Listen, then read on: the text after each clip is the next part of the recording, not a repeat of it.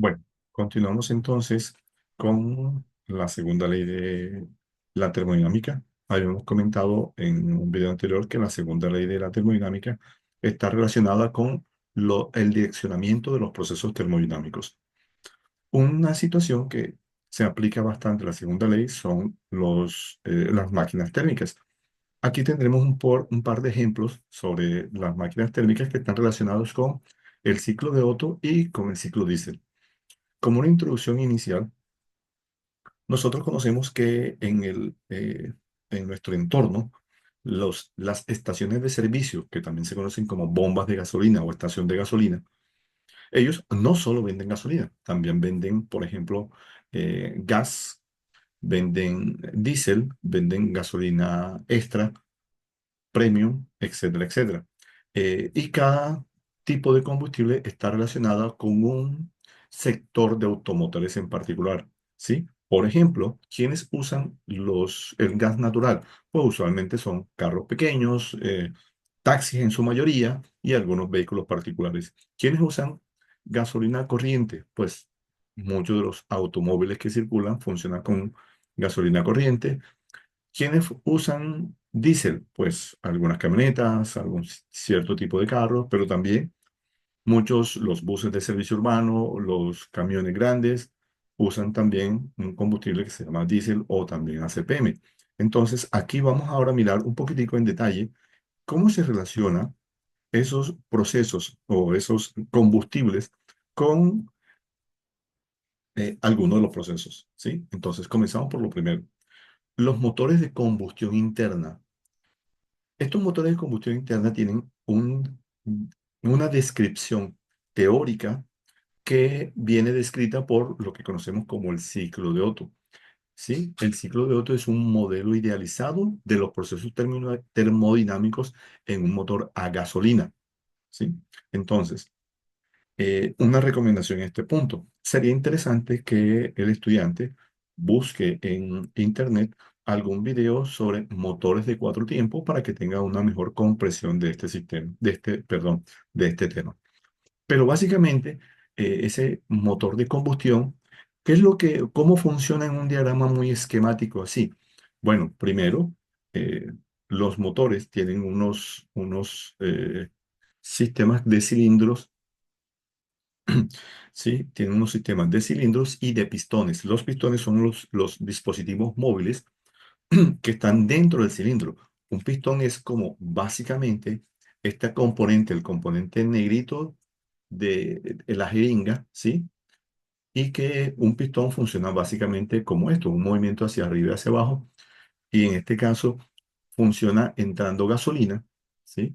Él se expande para que ingrese gasolina, luego se comprime, tapan eso, se comprime.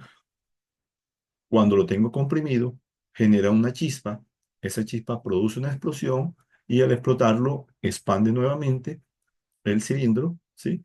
Y por último, en el ciclo que desarrolla, él s- o se contrae nuevamente para expulsar los gases, ¿sí? Entonces, esto que hemos mostrado aquí con la jeringa, básicamente está esquematizado en estos diagramas que están aquí. En un primero, la expansión para el ingreso de combustible, como habíamos dicho, luego la compresión de volumen. En el último punto, cuando se comprime, se presenta la chispa, esa chispa produce la explosión acá y finalmente el último, genera la expulsión de gases quemados para luego continuar ese mismo ciclo. Entonces, básicamente, por eso se le llama también de cuatro tiempos a este tipo de motores. Ese sistema está diseñado entonces, o más bien está modelizado en lo que se conoce como el ciclo de Otto.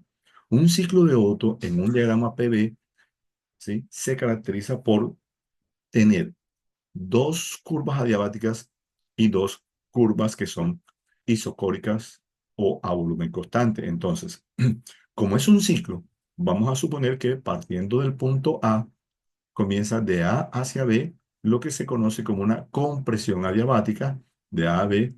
Luego, en B, ahí, al comprimirse, se presenta la quema de combustible entre B y C, y esa quema de combustible presenta un calentamiento a volumen constante porque se introduce un calor Estando en C, luego se expande como producto de la explosión, ¿sí? Se presenta esa expansión que también es adiabática y luego estando en D pasa al punto A por una expulsión de calor, que es cuando empieza el enfriamiento de ese proceso, ¿sí? Entonces, este ciclo de Otto, que se conoce también como el ciclo de gasolina, esquemáticamente representa el funcionamiento de los motores a combustión de gasolina, ¿sí? Entonces, otros elementos que contiene este ciclo de Otto es que la eficiencia, habíamos antes hablado de la eficiencia como característica de las máquinas térmicas, en particular la eficiencia de este ciclo de Otto viene dada por la expresión E igual a uno menos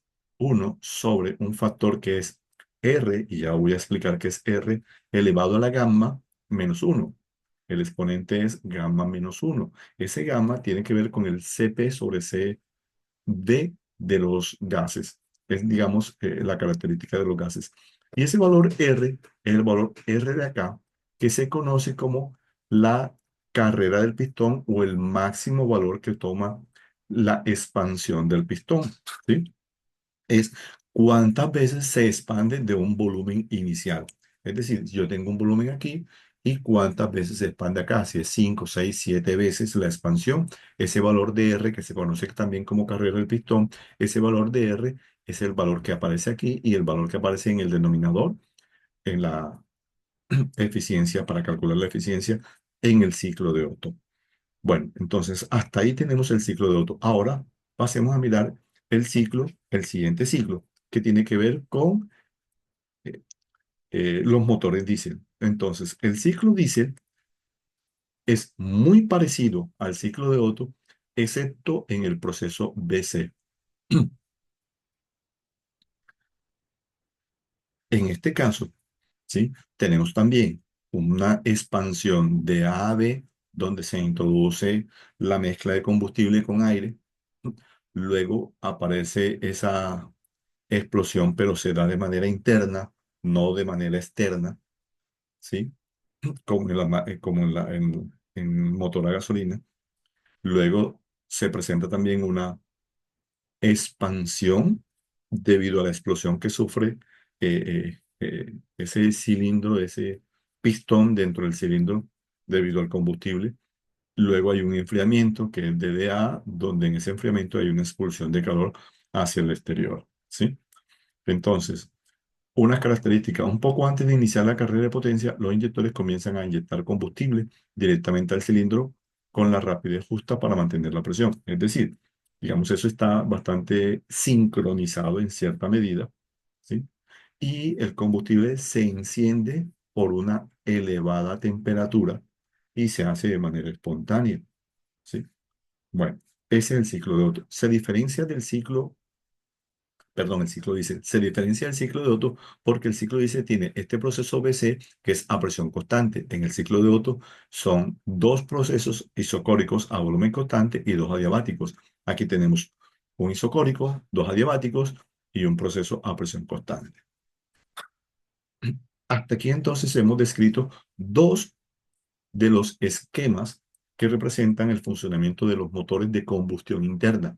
Un esquema representa los motores a gasolina, que es a través del ciclo de Otto, y el otro esquema representa los motores a combustión con diésel o ACPM, que es el ciclo que corresponde al ciclo de diésel.